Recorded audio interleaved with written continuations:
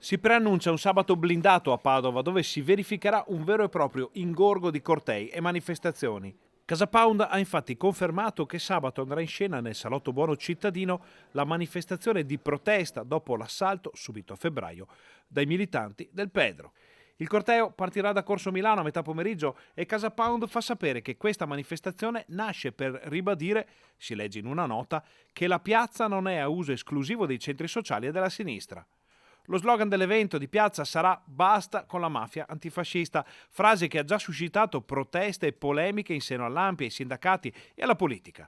La risposta non tarda ad arrivare e proprio l'Associazione dei Partigiani, insieme ai sindacati e a numerose altre associazioni, annuncia la volontà di dare vita a un presidio antifascista contro la manifestazione lungo il Liston e davanti a Palazzo Moroni.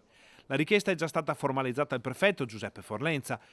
Le forze dell'ordine stanno già lavorando per garantire la sicurezza del sabato pomeriggio cittadino, quando a Padova arriveranno migliaia di persone per una gita in centro, pellegrini diretti al Santo, visitatori e giovani per la movida del fine settimana.